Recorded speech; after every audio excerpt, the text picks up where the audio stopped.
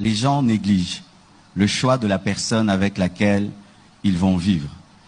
Alors, lorsque Dieu m'a dit d'accepter de faire cette émission, Dieu m'a dit de parler de cela.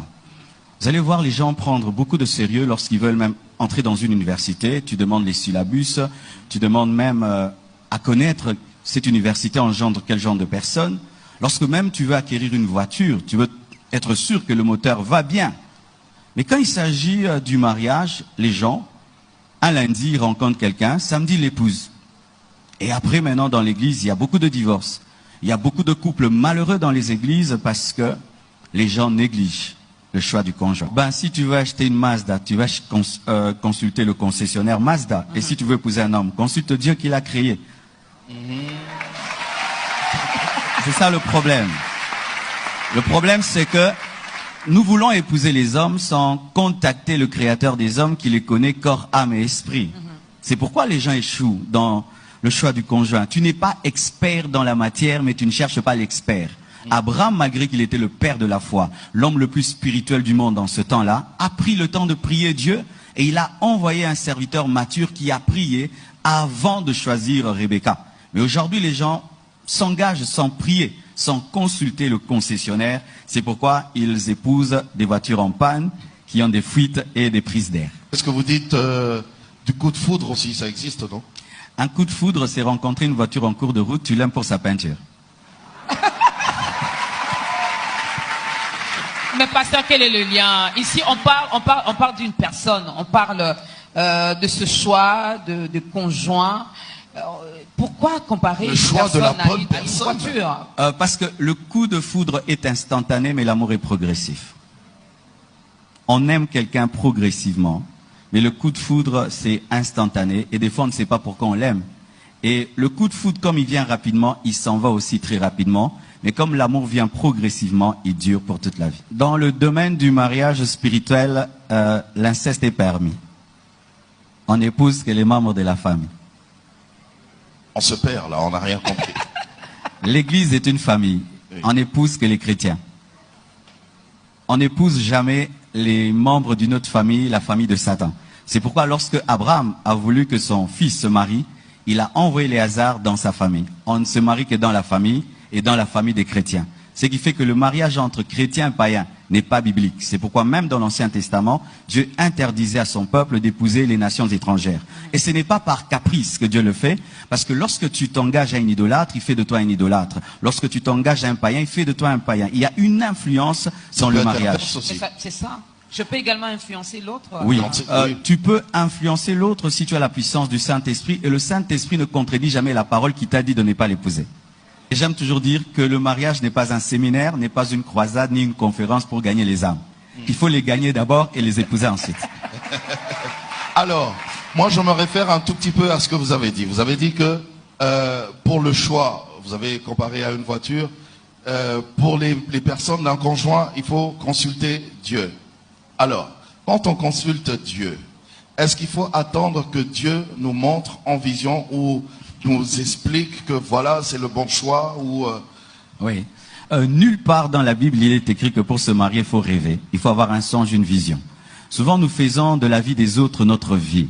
Alors que des fois, à toi, Dieu peut parler par une conviction, l'autre par la paix, l'autre par l'observation, et l'autre par une vision, une prophétie. Mais il ne faudrait pas dire que pour que je me marie, il faut que je voie un songe. Il peut se faire que toute ta vie, tu ne vas jamais rêver de cet homme et de cette femme, alors que c'est l'homme et la femme de ta vie. Donc il ne faut pas toujours des songes et des visions, mais les songes et les visions peuvent venir confirmer un amour qui vient de Dieu, où tu as peur. C'est comme Joseph, qui a voulu répudier sa femme Marie, mais il a eu un songe pour rester là. Donc l'amour était déjà là, mais l'ange est venu pour confirmer. Mais moi je décourage quiconque se marie par songe sans amour, car la base du mariage c'est l'amour. Dieu a aimé, il n'a pas songé, il a aimé, il a donné. Si tu songes sans aimer, ce n'est pas de Dieu. Sinon, tu seras dans un mariage spirituel par obéissance sans les émotions. Mais si alors, oui. Déjà, je vais donner un exemple. Un frère qui passe d'abord son temps à observer une sœur. Voilà que l'amour naît petit à petit. Il a déjà des sentiments pour la personne. En ce moment-là, ne pensez-vous pas que même s'il faut retourner auprès de Dieu pour prier, nos sentiments ne peuvent pas influencer également, Oui. Tu veux connaître la volonté de Dieu, il faut être prêt à recevoir un non et un oui. Prier pour le choix du conjoint, ne voulant qu'entendre un oui, c'est déjà mal. Il faut prier en étant prêt d'arrêter et de continuer. C'est alors que la vraie volonté de Dieu va se révéler.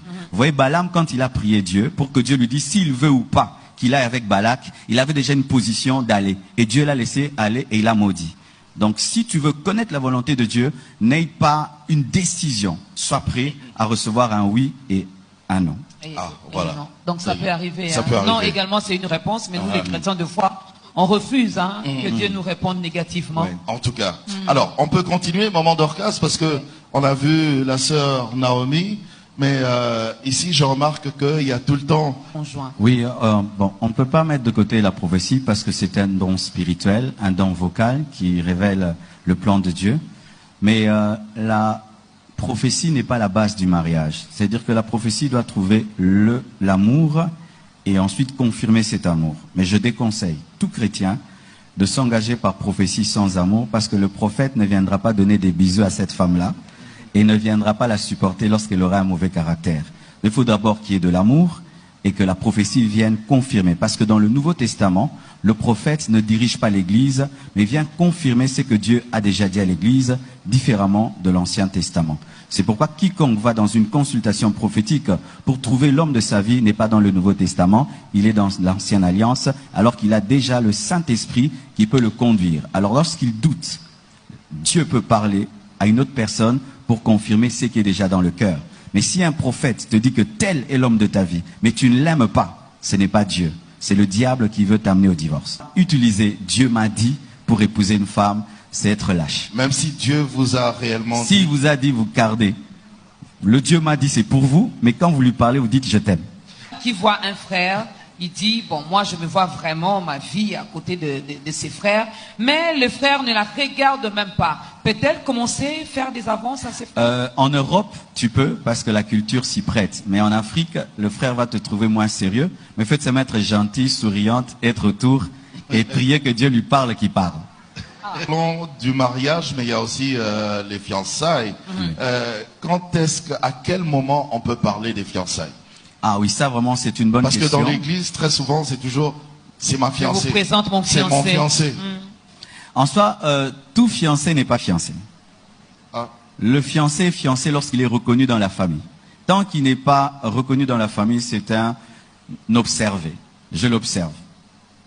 Parce que aussi, il faut qu'on dise la vérité. Ce n'est pas du jour au lendemain que tu aimes un homme ou une femme, lundi et puis mardi, tu présentes à papa et maman. Il faut prendre le temps de l'observer. Mais souvent, à l'église, nous n'avons pas le nom à donner à cette période-là. C'est pourquoi les chrétiens appellent ça fiançailles. Mais ce ne sont pas les fiançailles. C'est un temps d'observation. Un temps où c'est quelqu'un que j'observe, que j'aime bien. Et je prie. Et si je suis confirmé, je vais parler au pasteur, je vais parler à ma famille. Et c'est quand les deux familles sont d'accord qu'il y a fiançailles. Lorsqu'ils ont déjà aperçu la dot ou... Non, pas la dot. Lorsqu'ils ils sont d'accord que tu puisses fréquenter leur fille et te reconnaissent comme son fiancé, là c'est bon. Parce que dans d'autres cultures, il n'y a pas de dot. Dans cette période d'observation, pasteur, je peux me permettre d'aller chez les frères faire des petits travaux ménagers? Non. Déjà laver parce ses que habits, laver ses habits, faire la vaisselle, préparer pour faire la lui. vaisselle, préparer non, pour il ne faut aider pas sa le faire. maman. Il faut pas trop s'impliquer dans les fiançailles parce que ce n'est pas encore le mariage. Là, il y aura des dettes morales. Dans les fiançailles, il faut donner des cadeaux symboliques, des choses vraiment symboliques. Comme ça, Tabo Boyani, il n'y a pas trop de gâchis. Après, pasteur, Attends. chacun a sa notion de symbolique. Hein. Ah oui, Peut-être hein. que symbolique, pour moi, c'est une belle Jeep. Hein. L'argent m'embête. Alors, c'est symbolique. La personne qui reçoit, si elle ne considère pas cela comme symbolique, il faut refuser, parce qu'il peut se faire qu'après des temps, vous vous rendez compte que ce n'est pas la bonne personne, mais à cause de la dette morale, vous continuez malgré vous et vous mariez par compassion. Je suis pasteur de l'église Compassion, mais j'interdis à quiconque de se marier par compassion, parce que vous n'êtes pas la Croix-Rouge. Ceux qui ont les mains, makassi, comme on dit, eux ils se retrouvent, ils se disent, ah au moins les pasteurs, nous on est épargnés, et ils vont pas donner, il n'y aura pas de petits cadeaux symboliques. Pourquoi demander trop à un homme si tu n'es pas sûr qu'il sera l'homme de ta vie? Moi je trouve que c'est de l'escroquerie. Waouh! Voilà, j'ai vu, il y a les sœurs qui applaudissent malgré elles. Hein. Donc vous êtes d'accord que vous escroquez souvent les frères. Et mais alors... tu l'observes. Observe aussi son argent. Pourquoi tu l'observes mais pas son argent? Tu dis je t'observe mais tu prends $1000, 2000, 3000. Dans le domaine de l'argent, tu n'es pas observatrice. Mais en ce qui concerne le mariage, tu observes. Je trouve que là, c'est souffler le chaud et le froid et ce n'est pas être sérieux. Mais ça arrive aussi que les sœurs également supportent Pareil certains aussi, frères. ma sœur, arrêtez de doter les hommes qui vont vous épouser parce qu'aujourd'hui les femmes dotent les hommes. Ils te donnent l'argent de la dot pour l'épouser. Il va pas te respecter, surtout en Afrique. Arrêtez de faire trop de cadeaux à un homme. Il risque de croire que tu achètes son amour. Lorsque nous lisons Genèse 24, nous voyons que c'est un père qui a décidé que son fils n'épouse pas n'importe qui et c'est lui qui a pourvu à la dot et à tout. On n'épouse pas des anges, on épouse des humains qui proviennent des familles. Et c'est la famille qui donne la culture et l'éducation. Donc les familles, ça compte. Tu ne peux pas épouser une femme avec l'opposition de ta famille, ni un mari avec l'opposition de ta famille. Nous, à l'église, on ne prend pas la dot. C'est ton père qui doit prendre la dot. Et si ton père n'aime pas cet homme ou ta mère, tout ça, alors voici. Si c'est le plan de Dieu, Dieu finit toujours par convaincre les familles. Mais si jusqu'au bout, vous fixez le mariage le 15, jusqu'au bout, ils sont pas d'accord, il faut arrêter. C'est un signe de Dieu qui ne veut pas. Peut-être au départ, vous n'allez pas comprendre, mais avec le temps, vous comprendrez que dans le nom des parents, c'est caché le nom de Dieu. Dans l'émission, il y a aussi des païens qui nous suivent. Et ils aimeraient bien connaître comment faire par rapport à ce choix du conjoint. Ah, là, vraiment... je crois que j'ai jamais dit ça. Un animal ne doit pas choisir. Il choisira un autre animal comme lui. Et s'il choisit un humain, il va dévorer l'humain. C'est pourquoi un célibataire inconverti, je lui déconseille de penser au mariage parce qu'il va mal choisir. Il va soit choisir un païen comme lui. Donc un homme animal, ce sera deux animaux qui vont se déchirer. Et certains païens, je vois, ils apprécient les sœurs en Christ ou les frères en Christ disant je vais me marier là-bas, tu vas détruire la vie de ce frère en Christ, de cette sœur en Christ, parce que ce sera le mariage d'un serpent et d'un humain. Abraham a choisi pour son fils, la Bible dit, il était très avancé en âge, et il a pris Éléazar, qui était aussi le plus vieux de ses serviteurs. Cela symbolise la maturité spirituelle. Il ne faut jamais s'engager dans le mariage sans maturité. Je donne un exemple. Un enfant, vous mettez devant lui un billet de $1, mettons 10 billets de $1, face à un billet de $100, il va choisir quoi? 10 billets de $1. Les choix qui sont faits sans Dieu sont des choix des enfants ou des choix des animaux. Quiconque n'a pas Christ, il faut d'abord donner ta vie à Jésus, parce que c'est en donnant ta vie à Jésus que la vie commence, parce qu'avant tu existais. Alors imaginez qu'un homme inexistant cherche à faire un choix. Avec qui? Ce qui fait que beaucoup de personnes qui se sont mariées, étant païennes, regrettent les choix. Parce qu'ils se rendent compte que j'ai mal choisi. J'ai choisi seulement sur base de la beauté, sur base des problèmes que j'avais. Il m'a dit oui, il m'avait dragué trop bien. Mais quand on connaît Dieu, c'est alors qu'on a la maturité et l'intelligence de Dieu pour dire c'est telle personne qui convient pour ma destinée. Je déconseille aux païens de se marier. Il faut vous convertir. Ensuite, il faut choisir. Et d'ailleurs, je déconseille même aux bébés spirituels de se marier. Parce qu'un bébé ne se marie pas, il doit téter. Il doit boire le lait jusqu'à grandir et choisir. Même si tu as 50 ans, tu viens de te convertir aujourd'hui, tu es célibataire, il ne faut pas penser à te marier. Tu dois penser à grandir, ensuite tu choisiras. Sinon, tu feras le choix d'un bébé spirituel. Et chaque fois qu'on mûrit, c'est alors qu'on fait les bons choix. C'est pourquoi je déconseille à quelqu'un, à peine tu viens à l'église, tu cherches une femme. Un bébé cherche à se marier. Cherche le lait, grandis et un jour tu trouveras. Un choix.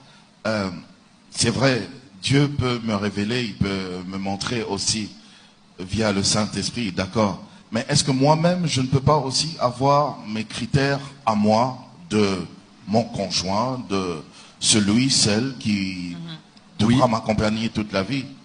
La Bible dit fait de l'Éternel tes délices, il te donnera ce que ton cœur désire. Lorsque quelqu'un grandit dans les choses de Dieu, ses désirs deviennent des désirs divins. Je déconseille à quelqu'un qui a grandi spirituellement et qui a des goûts précis de ne pas se marier à ce goût-là. Ce serait une grande erreur. Si tu aimes des femmes noires, épouse une femme noire. Tu aimes une femme claire, épouse une femme claire.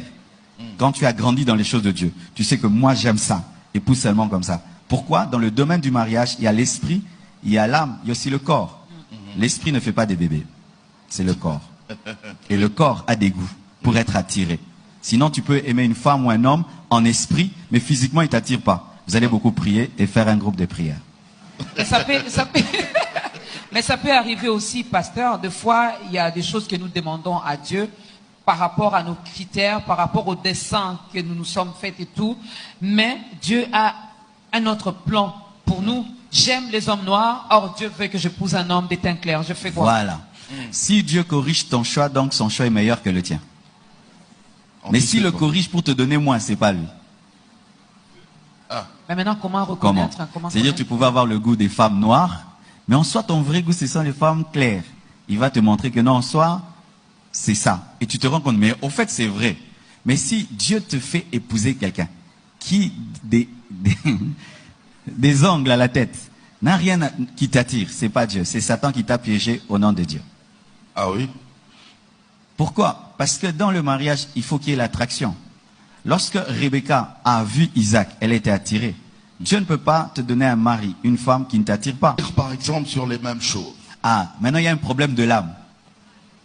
Vos corps s'attirent, mais vos âmes ne s'attirent pas. Il y a un problème, il ne faut pas se marier. Ok. Tu vas la trouver jolie, mais ennuyeuse. Tu vas le trouver beau, mais il est bête. Mais est-ce qu'il n'y a pas moyen de l'influencer un peu? Oui, il y a des personnes qu'on transforme, mais il y a des personnes qui restent telles quelles. C'est pourquoi il faut des longues fiançailles. Pas très longues, mais suffisamment des fiançailles pour que tu sois sûr si tu peux le transformer ou pas. Et si tu trouves vraiment qu'il est courbé à vie, il faut laisser tomber. L'estimation sur le temps, la durée de... La Bible ne donne pas une estimation, mais avec l'expérience pastorale, 1 année, c'est bon. 1 année des fiançailles. Des fiançailles de 3 semaines, c'est dangereux. 5 ans de fiançailles, 7 ans, voire même non, là c'est mauvais. 9 ans. 5 ans de fiançailles, c'est mal parce que quand le pont est long, il donne des vertiges. Et vous risquez de vous comporter comme des mariés dans les fiançailles. Et souvent, vous allez voir, il n'y a plus de feeling, il n'y a plus d'attirance parce que vous êtes fatigués l'un de l'autre. Il ne faut pas des fiançailles trop courtes. Il n'ose pas le dire. Hein. Jusqu'où peut aller l'observation? C'est ça, il ne faut pas se transformer en gynécologue. Est-ce que je peux même connaître l'autre? Non, non, il ne faut pas se transformer en gynécologue ni en Diego Cao. Il faut que ce soit seulement vous parlez. Vous parlez, vous pouvez faire des bisous, mais pas des longs bisous. Parce que les longs bisous amènent encore à tomber. Et pendant les fiançailles, jusqu'où peut aller ce moment d'observation? Il faudrait pas que ça soit sexuel. Parce que la sexualité n'est réservée qu'aux mariés. Et quand vous avez des longues observations, vous vous livrez à des caresses, c'est comme si vous chauffez un plat, mais vous n'avez pas l'intention de préparer. Vous êtes en train de perdre de l'énergie, l'électricité et d'abîmer la plaque. Vous allez prêcher, ils vont dire Amen. Mais lorsque nous sortons de l'église, nous faisons autre chose. Voici maintenant, maman, Dorcas, ce que je veux dire.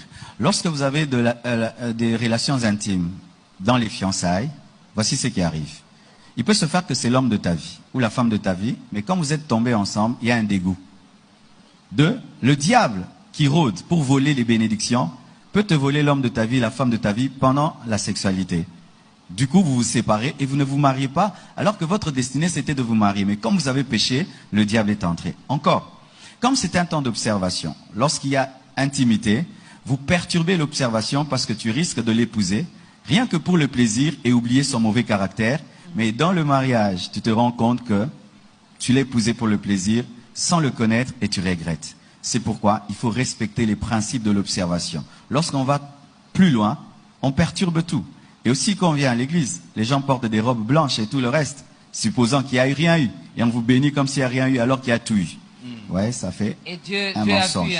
C'est un mensonge. D'autres même se marient étant grosses. C'est un mensonge et qui n'attire pas la bénédiction. À la cuisine par exemple, mais quand on va se marier, si je remarque que... elle ne s'est pas préparée. Elle ne s'est pas préparée, elle ne sait pas faire la lessive, elle ne sait pas... Si vous êtes au niveau de l'observation, il ne faut pas arriver à ce niveau-là. Mais si les familles sont déjà d'accord et qu'il y a eu prédote, il peut se faire que tu l'invites chez vous à la maison, qu'elle prépare.